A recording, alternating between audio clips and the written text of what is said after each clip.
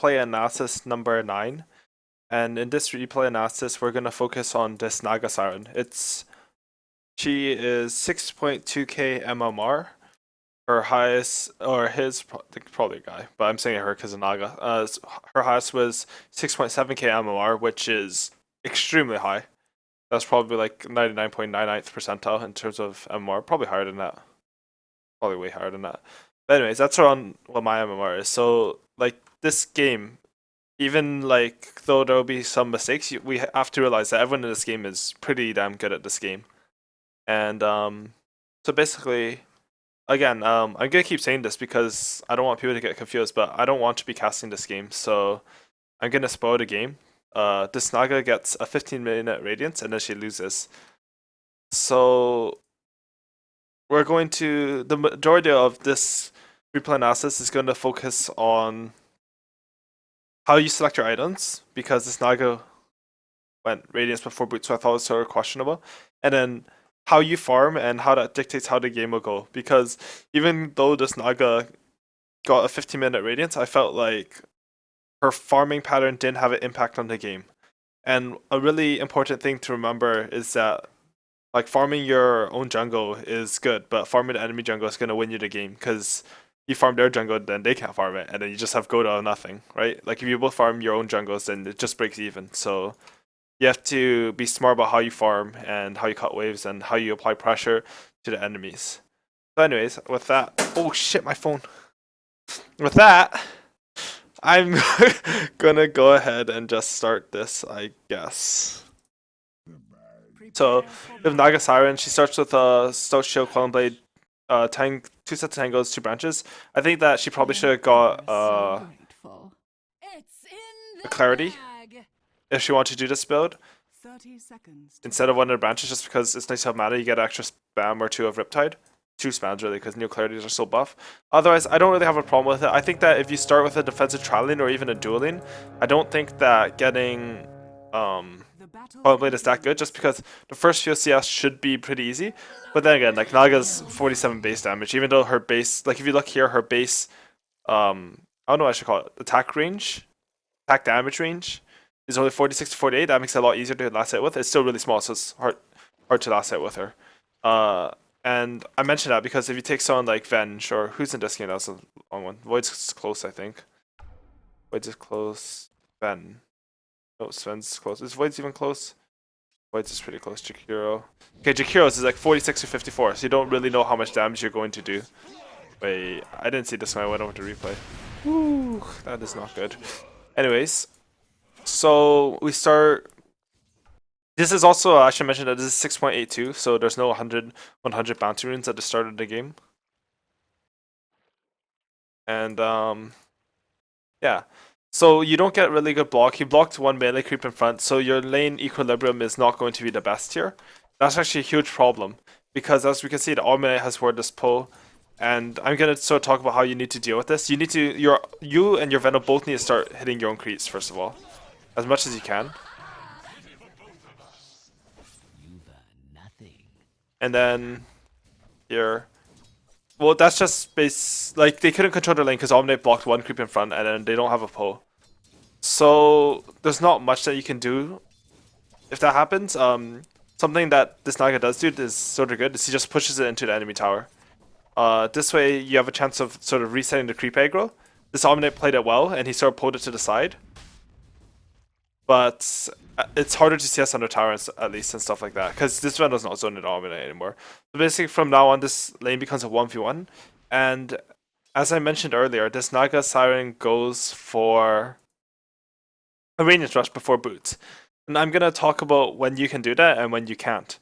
And this is a game where I think that you can't do it, because she ends up in a 1v1 versus Omnate, and because she goes Radiance instead of something like Boots, Aquila, Bottle, she goes Bottle into Radiance, no Boots.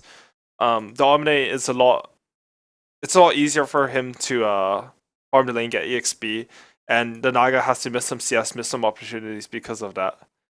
The only time you can really rush Radiance, and even then I don't really recommend it, is if your offlaner gets completely zoned, so you don't even need Boots to zone him if the supports want to leave and do something.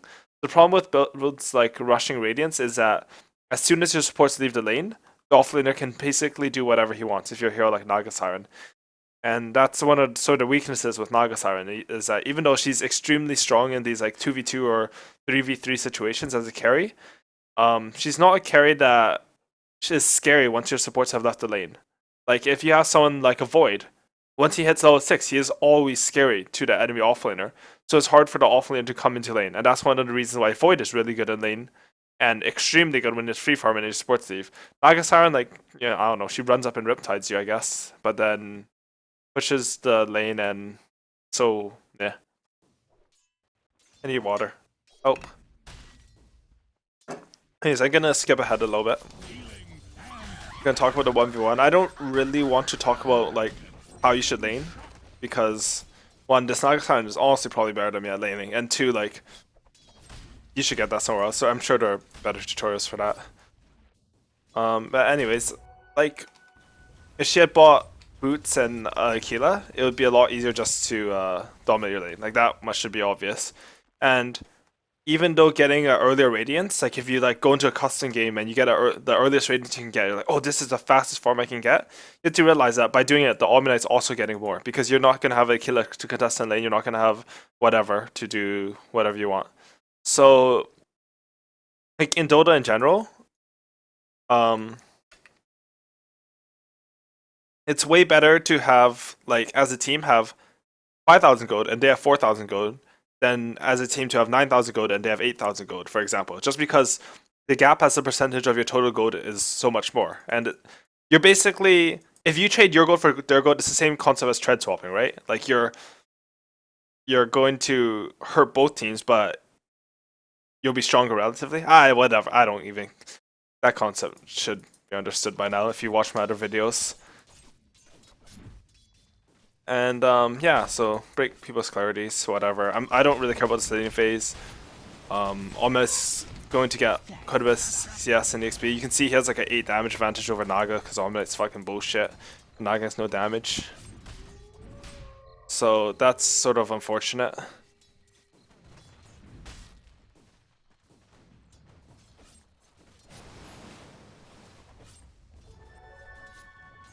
Anyways, I mean, the Naga's good enough in lane. Like, anything that happens in lane is not something I would want to really go over in a replay analysis, because it's like, oh, I missed the last hit. Like, you don't learn anything from that, right?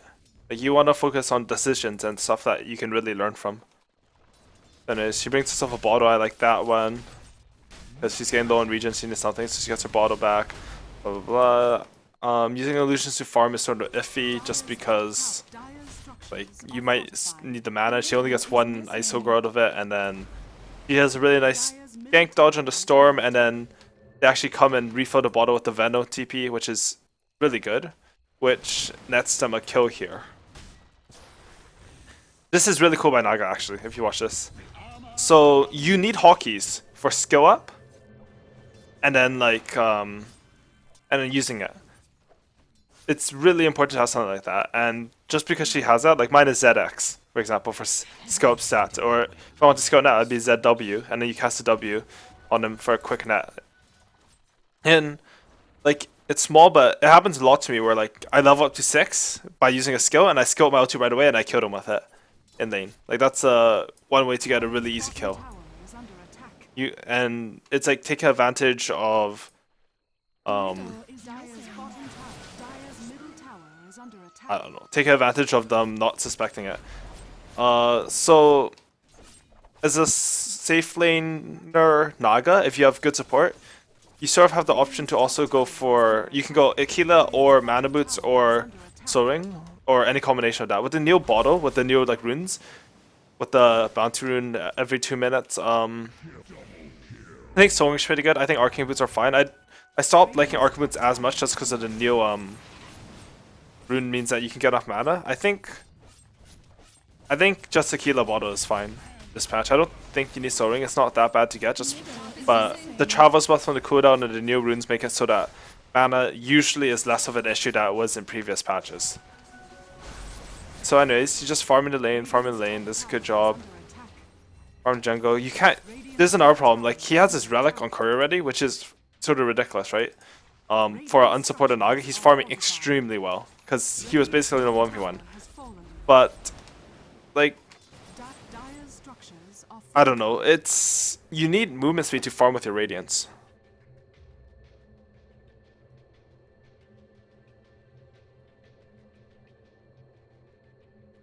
So like, even if you get your Radiance super early, it's honestly not that good as a farming tool. It's a bit different than Spectre, who you just press R and then you deal 600 damage to everyone in the map. But yeah. Kinda nice, he's farming. He's doing a really good job of using runes, because every 2 minutes he's getting that rune. Oh, something else I should have talked about, that I forgot to talk about. Like, when I click on this Naga, I level like 8, I think. Come on.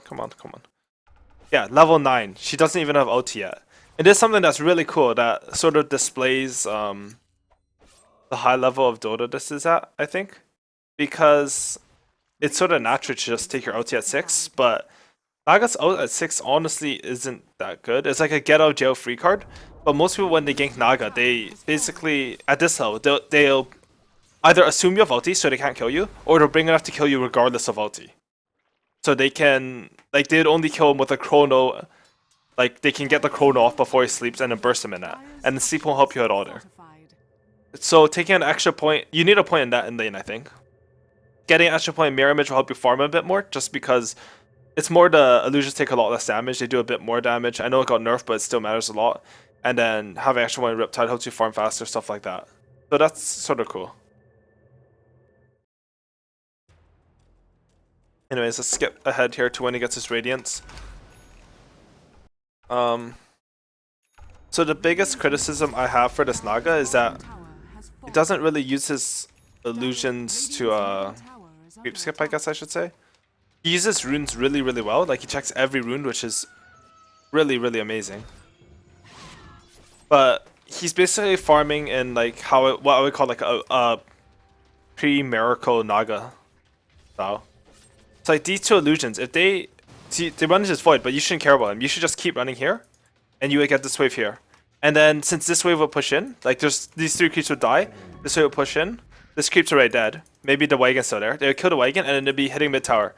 Instead of them being able to come down here like this, you see they're like where are their heroes right now? Void bottom, walk bottom, DC bottom. Storm is mid. So instead of them being able to be here, this example sucks because Storm would have just been mid anyways. But imagine if he was around bottom already still.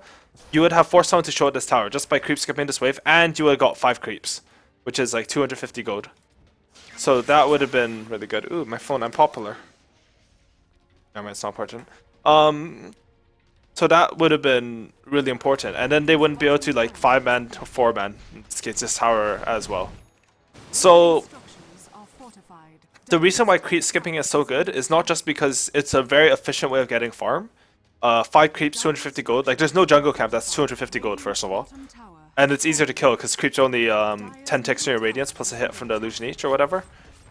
It's 50 per second. Okay, fine, whatever. Like 12 ticks in your Radiance because no one micros their thing to hit it, or like 6 hits in a Riptide. But anyways, it's way more efficient than killing these because these are like double the HP. But you also apply pressure on the enemy team. So if you don't apply pressure, stuff like this can happen. If they had, for example, if they had pressure on this tower, at least they would have got this tower down to like 150 HP, or even killed the tower, because they took this tower from full.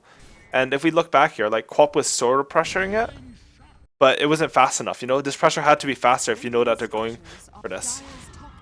And you need to be like going ham on it basically. And then at the very worst, you'll force someone to TP up here, and then you can maybe defend this tower, or you can like set up a smoke gank for this guy since the next TPs are going to be 5 seconds and stuff like that.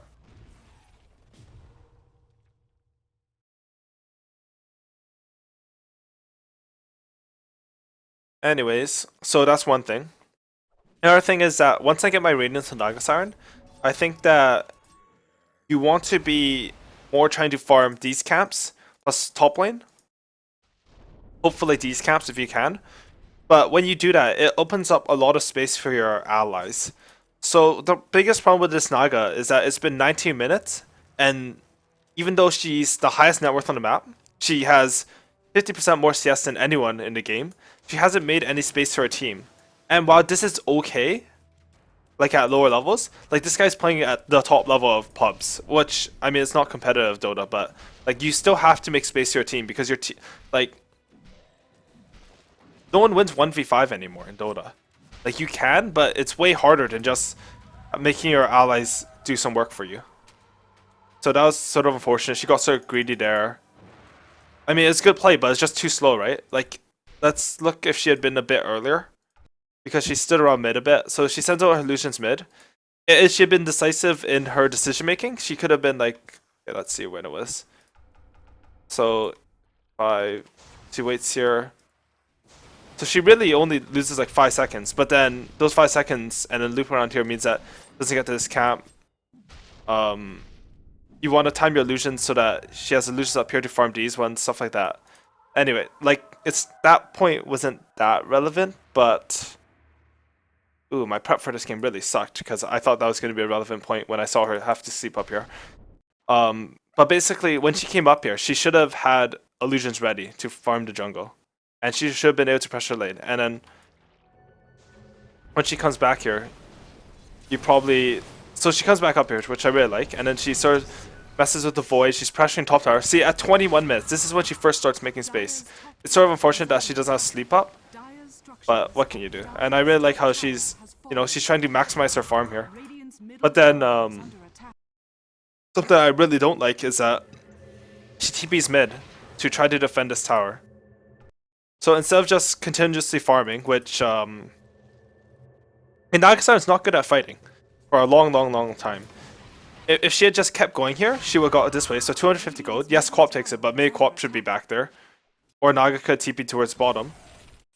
She would have got 250 gold here. She would have got this camp, these camps, so that's another 200, 250, 450. I'm gonna say this is like 150. This isn't 200, but whatever. For sake of argument, she lost 750 gold by TPing back here, and when she TPs back here, she just goes to heal. So that's my 750 gold basically, and if they ever farm the camps, which they do, it's not just like, so if he got 200 gold from that camp, it's not just my 750. He also basically gave the other team 200 gold. And that is not good, right? Anyways, he gets to clear his jungle with his illusions, which is really good. Just a lot. It's really important to make sure like how you farm. It's going to disrupt the enemy team's farm. That's just how it is, I guess. Anyways, blah blah blah. Naga Siren. Try to send illusions. Illusions. I really didn't like this TP. He actually already could have had an illusion there. It TP's here and then he has to go home. That one was very farm losing. He gets a good illusion cast out of it, but like, I don't know, TPing down here. Whereas you do want to try to, again, play around the enemy's jungle. Queen of Pain's playing around here, which is nice, but she doesn't get to farm any of these camps again. And then, yeah. So Naga, again, she's trying to defend the tower. It is the same problem. If she had been up here, she would have probably got top tower by now. She would have got these ways, she would have got this again. She's losing a lot of gold. They can't defend this tower. You know they can't defend it because, you know, they have Warlock Rock, they have a Necro Book, they have, like, Void, they have bullshit teamfight, they have Aegis, I think, right? Yeah, they have Aegis and Store with Orchid. It's impossible to defend the tower. So being down here doesn't do anything, it only loses you farm. Instead, if he had been up there, he would have been farming, he could have cut the mid wave, this tower would have taken another like 400 damage, he could have cut this wave, he could have cut this wave, would have got these camps. Again, that's a lot of farm missing. And I've said this before, but like one of the most beautiful things about Dota, I think, is like just like TV scrolls or like Boots of Travel or whatever. Because what Boots of Travel means is that, okay, I want to say this co-op is doing a good job at it, but it should have been a Naga.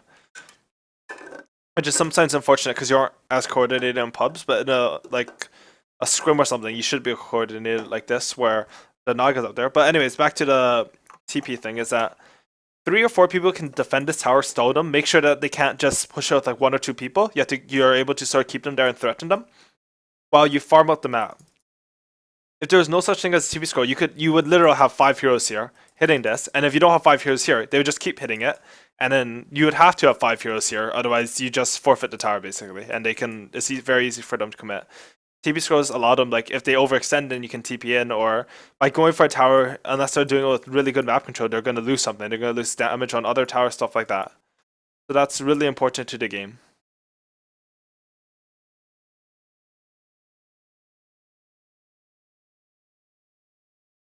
Anyways, the Naga Siren. So she has her Manta style now.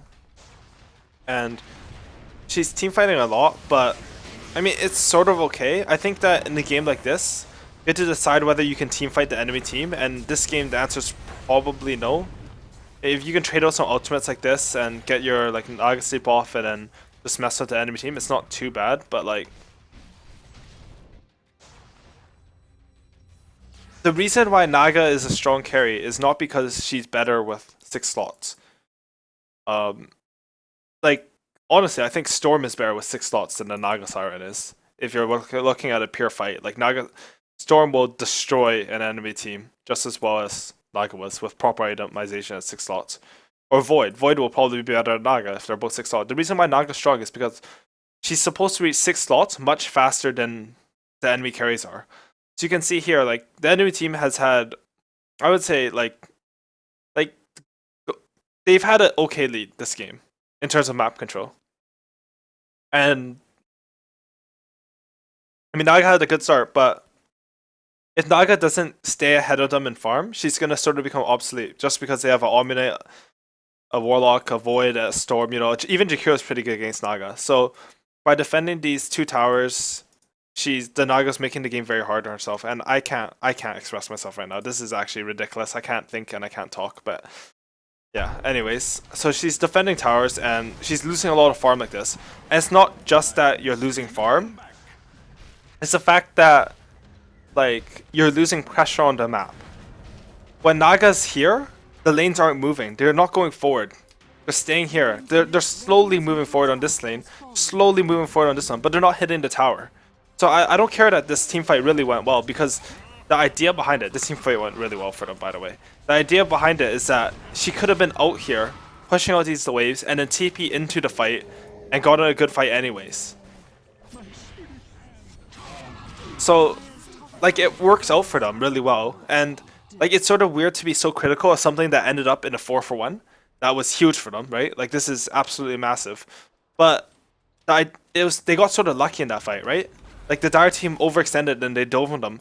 If the Dire team just took this tower, backed up, farmed the enemy jungle, farmed this, and then moved back to their jungle, farmed this, and they have nothing to farm here. They lost the tower, they lose their jungle, they lose the enemy jungle, they get nothing. It's like a 3k gold deficit from that, just because they're not doing anything, and the lanes were pushing out without anyone doing anything. And everyone's just sitting here. Like, that's disastrous for the game. So, like, yes, it worked out for them, but no, that's not how you want to play Dota. And I think this is what's important to go over in replay analysis. Like, you don't want to look at, oh, you misclicked your stun on him, shame on you. You know, that's actually worthless for the purpose of improving at the game. Because, like, every time you tell someone, hey, you should have changed something, they'll be like, I know, right? Like, you can't argue with, you should have clicked your button better. And it doesn't make sense to try to improve on that by watching replays. It makes sense to try to improve on that in general for getting better at Dota, but it's not something you have to watch replays for, you know? So again, anyways, you need to make sure she cuts the wave. So she cuts this wave. This is really good. This is really good. You need to micro a bit better so you get the full creep wave. That's minus 150 gold. She cuts the wave. And then now, you see, look. If she cut these 3 creeps, they actually have no creep wave. And this push is done. She could have cut this wave and then stayed out here. Cut this wave. Cut this wave. Miracle would have cut this wave, and this wave. And then, like, yes, your team's having trouble defending, but so what? Like, they can't kill your base because it now has backdoor protection. It has backdoor protection right now. And the creeps, this wave should have been cut. It should have had backdoor protection earlier if those 3 creeps died earlier. And then, like, what's the enemy team gonna do? They're standing 5 here. There are 4 heroes on your team dead, even though you came back. So let's assume that if you don't come back, you're gonna have 4 heroes dead on your team. But then there are 5 heroes. They're sitting here. All the creep waves are cut. You farm part of your jungle, and it doesn't matter. Like, nothing matters if you cut the creep waves and you can't reach your base. Plus, while they're sitting here, you just made like 1,000 something gold from the waves and part of the jungle, and your base is safe. So there's basically ways of, it's one of the ways of defending your base without being there to defend your base, I guess.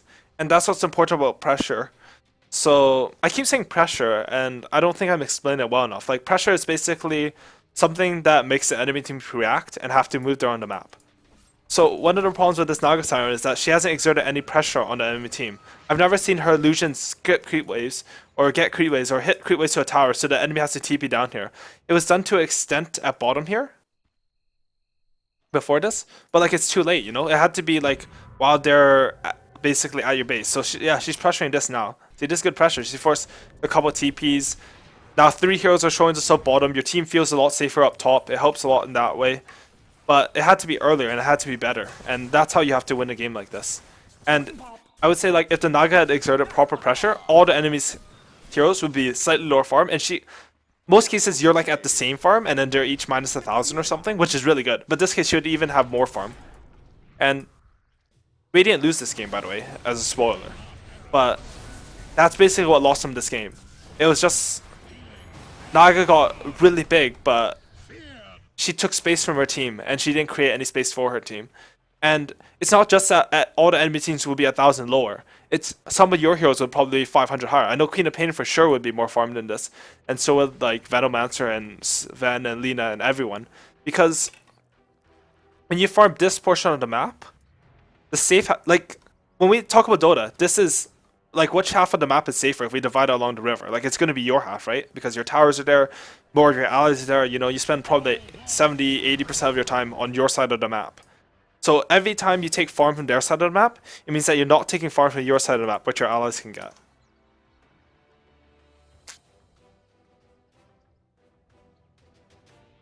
Anyways, let's just fast forward this, look at some cool team fights, and then that's pretty much what I wanted to talk about for this replay analysis. There's nothing much else. I mean, I could talk about like if I was safe lane with Naga, like you know, like safe lane, you try lane, and you get illusions, you stack 3 camps, and you get super farm. But like I don't really like it doesn't matter that much to me.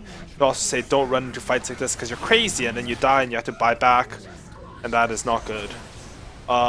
There's one more thing I'd like to talk about this game that was sort of cool. It's I mean, let's see. So Void. Whatever, I'm just gonna talk about it. Void goes MKB, so Naga chooses to skip, I mean, she doesn't even have a heart yet, but I'm gonna talk about it anyways. She chooses to skip Butterfly and go Skady instead.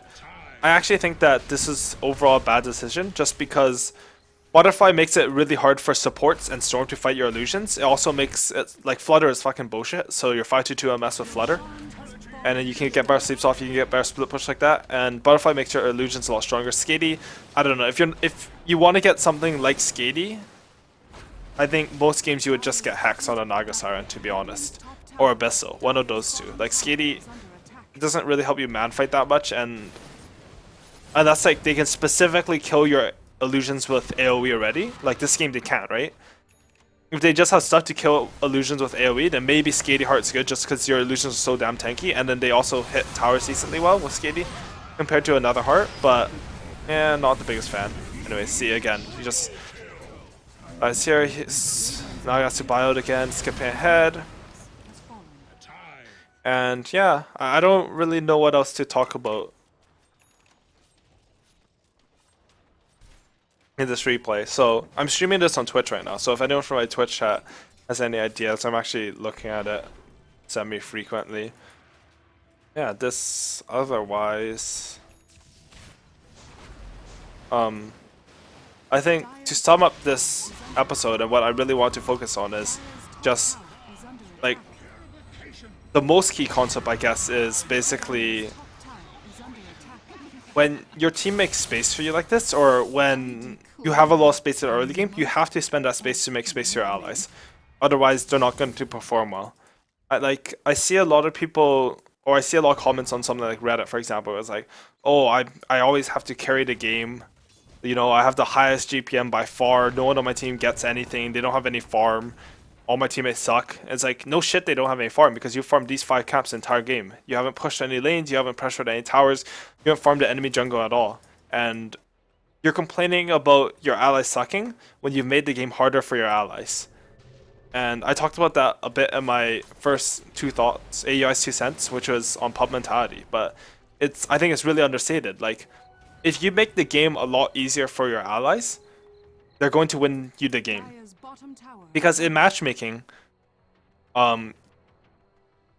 your allies are as good as your enemies, and honestly, for the majority of people, you're as good as your allies and enemies too. Like I don't care what type of superstar you think you are, unless you're actually like 7K or like 6.5K MMR plus. Like you're going to be playing people around your level every game.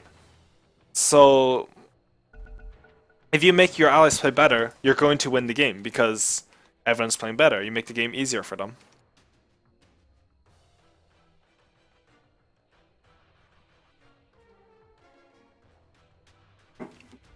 And something that Stranix3 said in my Twitch chat is like, in terms of pressure, if you farm on the enemy side of the map, if you farm on the enemy map, does not automatically reduce the farm on the enemy heroes. I'm not too sure if the question is like, does that not automatically reduce the farm? Which, like, it sort of does, but they can also be farming your jungle. But like, if your allies create good pressure and get up to your tower, it's really hard to farm your jungle. Or if you cut waves and then farm your enemy jungle, it's the best because then like they're back here trying to defend your waves. You know, they're not in your jungle. So it doesn't automatically make them have less gold, but it creates a scenario where it's likely for them to have less gold, because if you understand Dota and pubs, it's very likely that the enemy team won't understand the game as well as you. If you can understand the concept of like going into your jungle, farming that, and then they won't really farm your jungle as much, you know, because they're trying to farm their jungle and it's already farmed. They're like, oh no, what do I do? And it's disaster, and then you win.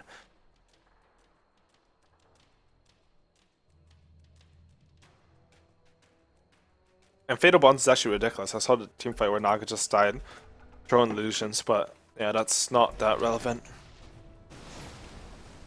Yeah, anyways.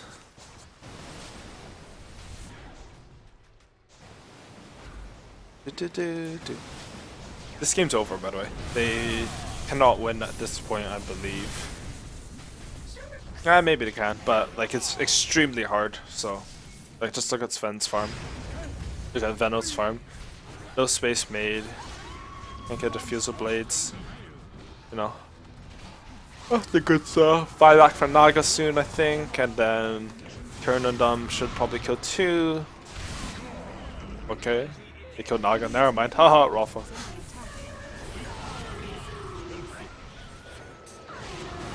Anyways. Kill. Good. And then okay, here's one other thing to talk about. After you use bio like this, you have to be really careful. She TP's top on Naga, she doesn't have illusions up, and then she just instantly dies from buybacks.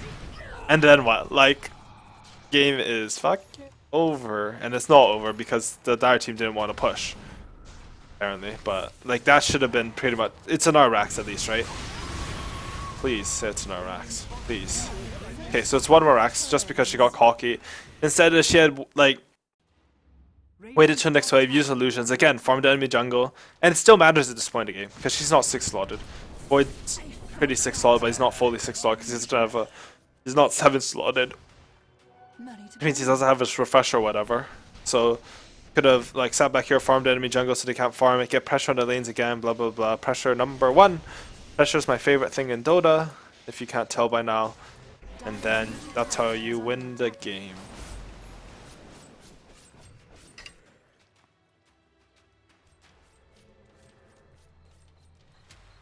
Yeah, vision is really important in Dota. I'll talk about this. I don't know if I can ever talk about vision in And I'm answering questions to Twitch chat. Sorry to anyone who views this on YouTube. Questions like, how big a factor is vision when you're being extremely impactful? I mean, if you're 22-0 and the enemy does not have vision over you, they're always scared. Yeah, okay, I can talk about vision in this way in pubs. I can't talk about so much in wards, but another thing with pressure is that when you push the lane, enemy heroes have to show themselves. I don't know if I already mentioned this today, but basically, when it's at their tower, an enemy hero is going to hit the creeps at their tower, otherwise they lose farm. So it's pretty win-win there. Void, Raffle. And then, so when you create pressure scenarios, you not only get farm from them, but you make them show on the map, which means that your allies can farm their own jungle safely. And that's what I should have talked about when I said your allies would all have higher farm if Naga had pressured properly. I should have talked about how if she had pressured properly, like the Void or the Storm would have had to show, and then their allies can farm the jungle, which would have now been open because you're farming aggressively. And, you know, like, maybe when you're learning to do this, you die once more. Maybe in the game, even when you're good at this, you die more. Die 2 times more. I think overall, your team farms more, even with those 2 deaths, and your farm will still be around the same. And their farm will still be lower. So like, even if you die, it's still that positive, I guess I should say. Anyways, Naga Siren dead. And then game is over. So,